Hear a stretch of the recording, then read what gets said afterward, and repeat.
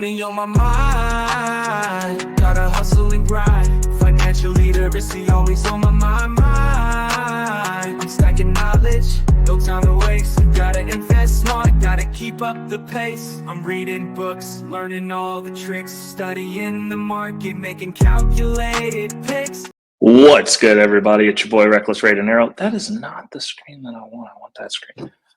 And we are back at it again with another episode of Crypto Portfolio Updates. Obviously, different setting. I am not at home, so I am not able to shoot my office. But what I did do while I'm out house sitting, I did bring my setup. So this is kind of the temp setup, a little bit different angle. Still got the crispy lens, but you know we're kind of setting up. I'm gonna actually have to make. I'm probably gonna have to set up a better road kit. Is what I'm thinking. Obviously, got the AirPod Maxes or whatever. So sounds a little bit different because carting a microphone around also is kind of a pain when you have your studio office space set up the way that you record. But neither here nor there. Make sure you hit that like button. Make sure to go ahead and hit that subscribe if you've been here more than 2 times. For those of you in the Wolfpack, make sure to share the video. We are trying to get out into the algorithm. We obviously have that stretch goal. Well, we're encroaching on our goal of 500 subs on this channel, so that way we can get that like tier 1 monetization or whatever, see what that's all about. Also, considering I don't have anything to sell, we're just documenting a journey over here. This is not financial advice, just some dude on the internet. Every little bit helps out because I'm still having to go to work for 10, 12 hours a day. So obviously, all the support's much appreciated. And we're going to jump into it. See, I'm having a brain fart. Like, it's just so weird recording not sitting at my desk. So here we are. We are going to go ahead and just jump right into the good stuff. Let me, where's micro me? No, that's not the micro me that I wanted. There we go. Even micro-y me, even more micro. So jumping into it, we're going to talk about some stuff. First and foremost, shout out to CoinGecko for this wealth of information because we're going to be tapped in here regularly. Again, it looks like the after-hour pumps are going on. Bitcoin sitting at $110,247. Throughout the day, we were bouncing around. I saw us as low as 108. We started the early morning off at 111. Looked like somebody sold, no idea who. But yeah, looks like there's some after hours buying going on, which is pretty interesting. Moving on, we have Bitcoin dominance sitting at 60.9%, Ethereum dominance at 9.42%. Gas fees on Ethereum are up to 4.25 Gwei. Ugh, I don't like that. I don't like that. Ethereum is sitting at $2,812.82. Not bad. Little pump on Ethereum as well. Top trending coins, we have Electronium. We have at number 2, we have Aura, and at number 3, we have Toncoin. Gonna go ahead and jump into the next bit of information here. We got our top 5 gainers and losers. Let's hope that everybody finds themselves on the top 5 gainers list as we get into this to see what this top 5 is. I think it be up there. Can I see them on the screen? So what I'm doing is I'm making sure you guys can see the top 5 on the screen for those of you that are watching. I listen to everything, so sometimes I'm a little bit inconsiderate of people that actually watch stuff because I don't sit and look at the screen. But I'm constantly listening to stuff. So I try to come from the perspective of people listening because that's how I do it, and it's me being selfish. And but I'm also trying to be a little bit more considerate of those of you who watch the show. So at number 1, we have Aura at ranked 916 with a gain of 3,501.7% in the last 24 hours. goodness gracious. Somebody hit the lottery on that one. A 3x in 20. Oh, Lord. It's a 30x in 24 hours. That's awesome. Welcome to crypto. That's what happens. I have no idea what that project is. Moving on. Number 2, we have it rank 929, Cled AI, with a gain of 74.9% in the last 24 hours. At number 3, we have it ranked 752. We have MMX at 71 with a gain of 71.7% in the last 24 hours. At number 4, we have at rank 176 Axelar with a gain of 52% in the last 24 hours. And last but not least, rounding out the top 5, we have at rank 581 Bulla with a gain of 49.8%. Moving on to the top 5 losers for the last 24 hours. Hoping that you guys are not on this list, but if you are, I'm hoping it's a healthy retracement or an opportunity to get in on a position that you've been eyeing. But at number 1, we have it ranked 826 Verse World with a loss of 43.6%. At number 2, we have it ranked 332 Anime Coin with a loss of 26.5%. At number 3, we have at rank 972 Tagger with a loss of 21.4%. At number 4, we have at rank 506 Encrypt with a loss of 17.9% in the last 24 hours. And last but not least, at number 5, rounding out the top 5 losers, at rank 535, we have Home with a loss of 18.0%, 18% even. All right, before we move on to the next bit here, we've got to open this up. Oh, come on. Also, don't have my mouse.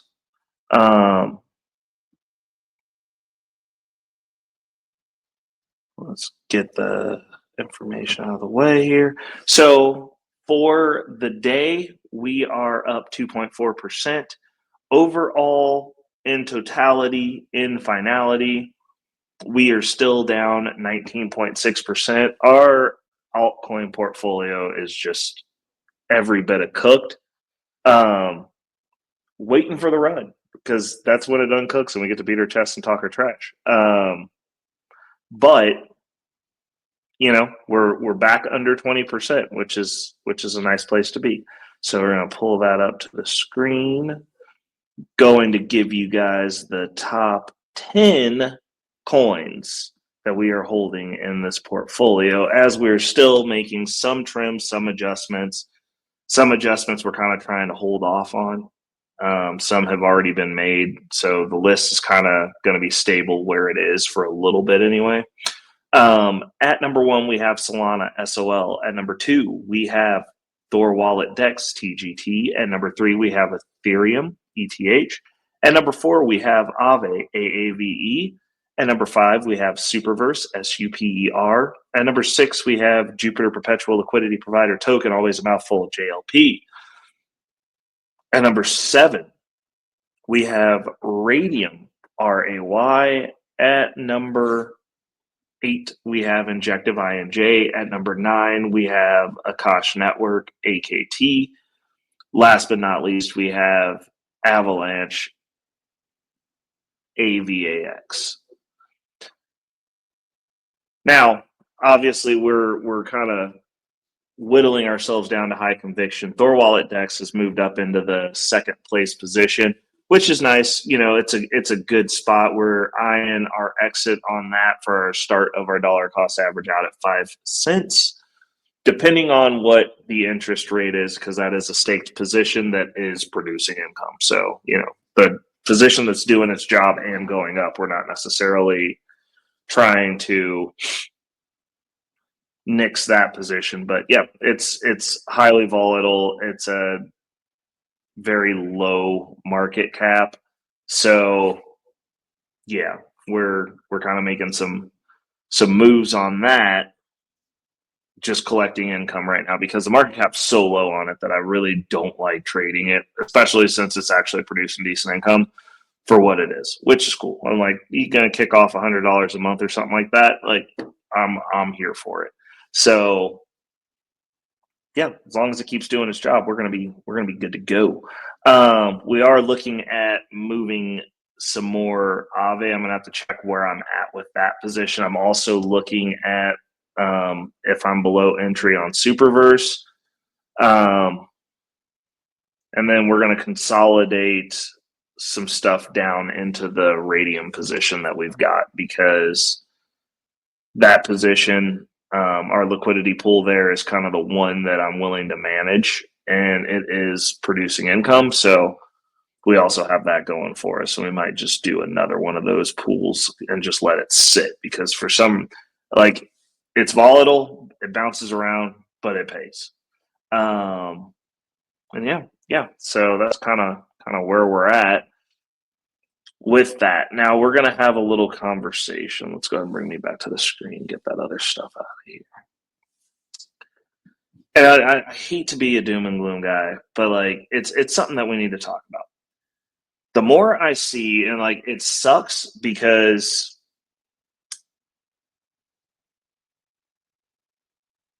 every administration at the end of the day does the same thing, which is print money and debase the currency. I really didn't have a whole lot to say as I've been watching this whole Elon Musk versus Donald Trump, the so-called collapse of Doge. It still exists, but like, I understand why he's mad, and I believe he went in there and he wanted to make some changes. He went and found the corruption. He went and found the money that's being wasted. And, you know, it was really nice, the level of transparency that we had and getting to see it. And he did all those things with the intent that we were going to see some sort of dramatic change. Obviously, he lives in this country, so probably cares from that perspective. His businesses are all based out of here. We all pay taxes. The wealthy pay more in taxes than we do. If you want to go on cumulative amount, I mean, even if it's 2% of of your portfolio, I mean, I had to pay $2,000 this year in taxes because I'm making money, and rightfully so. I'm gonna pay it.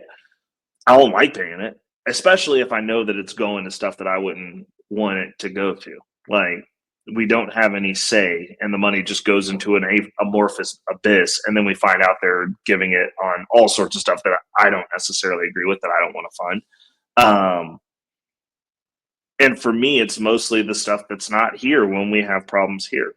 So seeing the quote unquote big beautiful bill, I don't like it. I don't have to like it. There's no way that they're going to spin it that's going to make me feel better about it. They're further debasing the currency.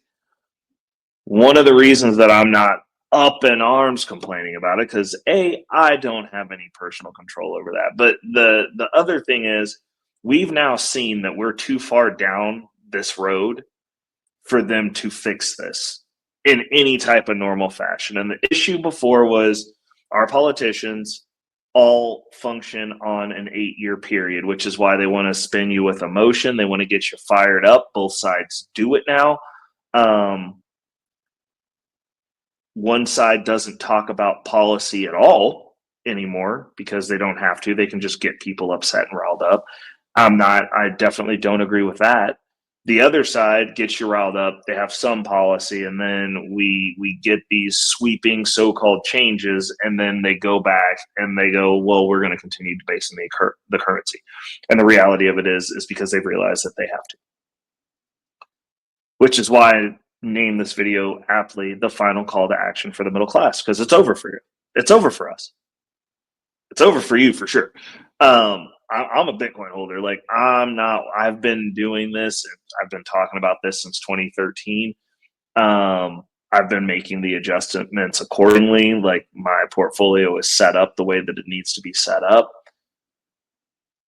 And it sucks, but like, one of my taglines I say on social media all the time is, from the ashes we will rise. And that's because it's the ashes of the old system. It's the ashes of the boomer logic. It's the ashes of putting your 401k first and staying locked into the matrix so that you can only retire when they say you can. It's from the ashes of going, oh, well, I'm gonna sell at the top to get fiat dollars and then hope to find a dip. Like, what dip? They're debasing the currency. There's no dip. There's no more dip. There's asset holders. Actually, there's going to be probably three classes. There's going to be Bitcoin holders, which is going to be at the top of the hierarchy. Sorry to say, for those of you that don't believe, there's going to be asset holders, which is going to be the second tier, which is going to be the new middle class, the people who are ingrained in the stock market. And then there's going to be everybody else, the people who own nothing, like asset holders, homeowners, and there's going to be people who rent and own nothing. And those people, as they further debase these dollars, are going to be put in a worse and worse position, and people are not paying attention. We've got so much stuff going on that you have to be distracted and upset about. And nobody's upset about the fact that they can't afford anything anymore. I mean, I thought we were almost getting there when everyone was mad about eggs, but I realized it was a regurgitated talking point. Y'all are just going broke and don't care. And that's the reason it's a last call to action. We've got this bull run and the next one. And then they'll pretty much have it set to where people are going to be sorted out to where they're sorted out. You're not going to be able to make any massive moves after the next bull run. There's not going to be enough Bitcoin in circulation. There's not going to be enough Bitcoin available for you. There was only so much. There wasn't enough to go around to begin with. These institutions are trying to buy it all. And as they do that, it's once the price drives up, then it's going to be completely out of reach for everyone.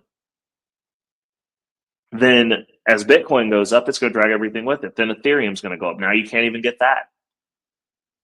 When Ethereum goes up, all the altcoins are going to go up. Now XRP is going to be expensive. Now you can't get that. You can't get anything. There'll be nothing left for you. You already can't afford a house. I got a video coming up on that. I don't even want to buy a second property, and I can't afford a second property. We're going to make some adjustments because that doesn't even make sense anymore. Financially, for like what you're looking at doing, the reason you would want a rental property, there's some other plays that are available that also produce income, that also require less work. Like, it's just more efficient. And people just are so bent out of shape about so many other things. And it's like, okay, well, you're going to be real bent out of shape when you don't have the ability to like navigate the way that you want. You don't have the ability to move the way that you want. You can't leave the city you're in. You're going to need a 15-minute city because you're not going to be able to afford to go anywhere outside of 15 minutes from where you're at. You're going to have one. You're going to be doing exactly what they want. You're going to be trapped. Then you're going to complain about that. And it's like, well, I know I'm not the only channel that's talking about this stuff. I know I'm not the only channel that talks about finance. I mean, I know a lot of channels don't do the wide berth of things that I talk about, but for sure, I know that there's almost every crypto-related channel is talking about the debasement of the currency. Most of your stock, like your real in-depth people that are in the no stock people, if they're not talking about it, they're at least keeping you ahead. The only people that are blatantly and willfully ignorant to this are the people who are still selling the boomer method. Oh, put all your money in your 401k in a Roth so that way you don't have access to it. That way, when we debase the currency, you're going to continue working for these worthless dollars because we'll penalize you for accessing your wealth. Oh, you're a millionaire in your house, in your 401k, in your Roth. Oh, well, that's great. You're not a millionaire yet because you've got about 60% between the Roth and the 401k in penalties and a house that you got to move out of to access any of that money if you actually need it. Because if you lost a job, you can't HELOC or refinance your home. You have to have income to do those things, just so you know. Pro tip. You can't get money out of your house without selling it if you don't have a job. So, yeah, that's dead money. unless you happen to HELOC it while you had a job. But I digress. These things are going on and these things are happening, and they're happening under the guise of all the political unrest, all the outrage, all the this, all the that. This whole time that you're upset, your ability to navigate, your ability to purchase, your ability to move, your options are dwindling. And this realistically is your last call to action, because you've got the rest of this bull run, and then 4 years down the line, which the ticker's already started counting on that, we've got the next Bitcoin halving. That's going to be the last opportunity for you guys to get in any type of meaningful, life-changing way. They're gonna stamp as the volatility comes down. I mean, Bitcoin's always going to be better than the S&P. It's going to be probably about 20 to 30% APY, but you're also missing the run from 100,000 to 1 million, and then you're going to be too upset about getting in at 1 million to 13 million, because that's not even as big a jump. And then whatever growth we have after that, or whatever these monetary systems change to after that as they evolve, you're going to be left out. You're going to own nothing. You're going to have your life dictated to you in a harsher fashion than what you have now. Like, this is going to be, in my opinion, borderline a financial caste system.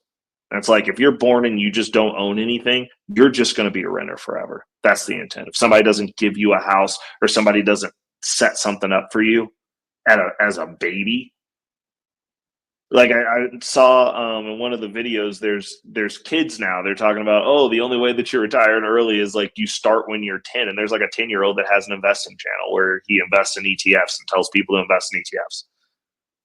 And he's 10. I don't know a whole lot of 10-year-olds that have investment accounts. I mean, I've got stuff for my great nieces and nephews going forward, but like, that starts with them.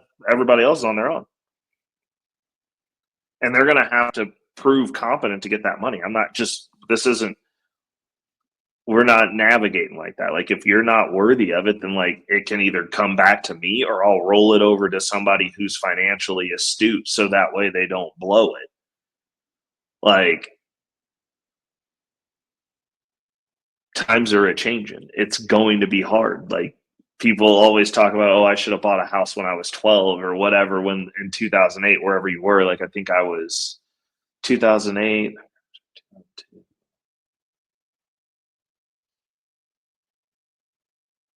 I was 24 during that crash, I think.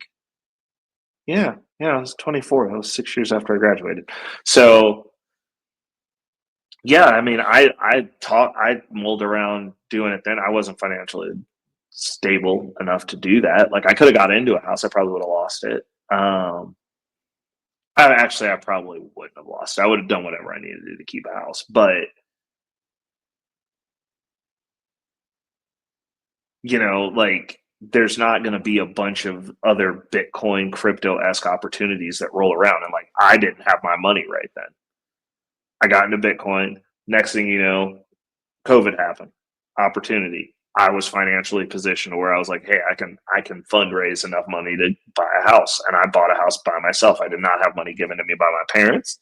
I didn't have any inheritance. I didn't have any trust. I had nothing but me and my work ethic and the money that I'd amassed from crypto and Bitcoin and going to work all the time. Those opportunities, like, now, I couldn't buy my house that I live in now. If I had to start over. Actually, I could buy a house now still because of the asset growth that I've had. But if I was starting from where I was then and all I could scrounge together was about 10 grand, I couldn't get into a house now, probably. Most likely not. And if I did, it would have been so much more expensive than what I was paying in rent. And God, I couldn't imagine if I hadn't bought my house because of the rent that I would be paying out. Like, I hear about people's rents and it's insane. I've said this multiple times. This game was not set up for us to win. And they're taking more opportunity off the table, not making more opportunity, to be honest, financially. Like, you have to be very financially savvy to make it now.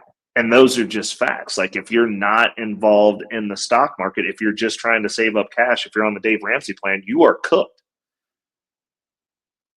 If you're on the boomer plan and all your wealth is in your 401k and your Roth, like, you are cooked. AI's coming for your job, and then you got a whole retirement that you can't touch without getting penalized. You going to work somewhere, probably not going to like it. AI's coming for your jobs.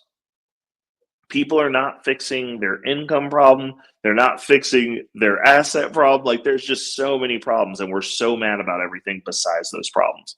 And I think it's because if people actually took the time and looked at it, they'd understand how dire the situation is. So it's easier to go, oh, I care about what happens in California, even though I don't live there. I care so much. No, you're just broke and you don't want to look at your bank account. That's my take on it. And like, it might be a bad hot take, but most of the people I see online complaining adamantly with all the opinions are also broke. They're also not moving forward. They're also in the same spot that they were in a year ago, 3 years ago, 5 years ago, 10 years ago, doing the same stuff, making the same money, and everything's way more expensive. But they're not, no one wants to look at that. Those aren't that's not what we want to do. We don't want to fix our situation. We want to complain about a situation that we're not even a part of. It's got nothing to do with us. Because we don't like it. Like, okay, that's fine. I mean, I would have my situation. There's a bunch of stuff I don't like, but what I really don't like is having to report to a job and then not being able to afford stuff because your raise that you get every year doesn't even match inflation. If you get a raise. That's if. So I'm sure there's somebody sitting in the back going, you guys get raises? Right. What about that guy? Real expensive, man. Like, the bare minimum to get by is scaling up exponentially. Like, the people who are trying to float at the bottom of the middle class, like, it sucks because like you're on a perpetually falling off cliff that you're now having. It's not even like you got to take a step over every year. You got to jog away from that cliff every year. So, you know, we're gonna keep posting these videos. There's probably gonna be one of the things that I'm personally doing as we're getting ready for the month of August roll around, which for those of you who follow the other video, that's when we should have our dividends to a point to where we can shift from just maintenance on the debt that we have to maintenance on our investments. And so like my current maintenance breakdown of what I'm looking at, we're going to be putting the vast majority of it towards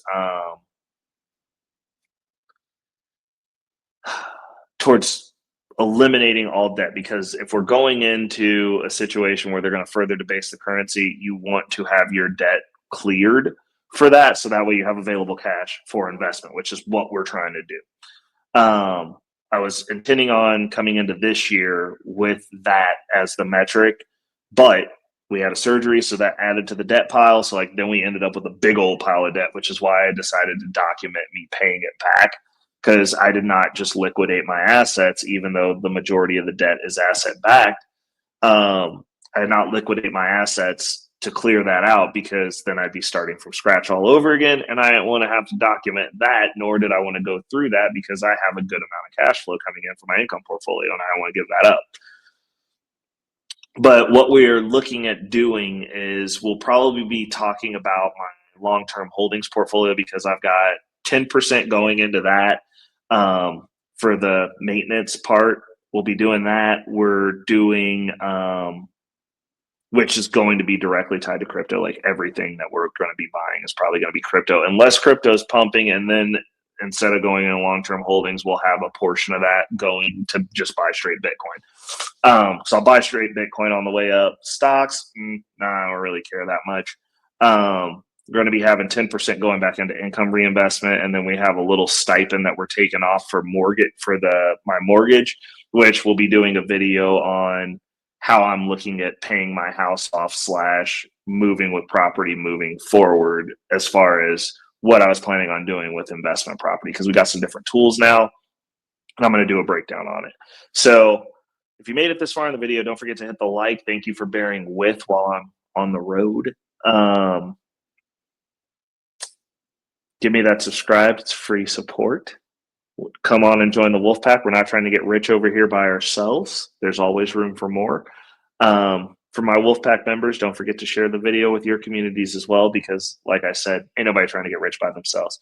Till next week, people, it's your boy Reckless Raidenero. We are out. Peace. Money on my mind, yeah. Focus, got no time for games, nah. I don't play, man, I'm all about that financial literacy. Investing in my future, building generational wealth. Dollar bills, they be calling my name, but I ain't chasing fame, I'm chasing change. Learn the game, now I'm playing it smart. Putting my money to work, it's an art. I'm stacking paper, building my own empire. No more living check to check, I'm getting higher. Investing in stocks, real estate, and more. Gotta secure the bag, that's what I came for.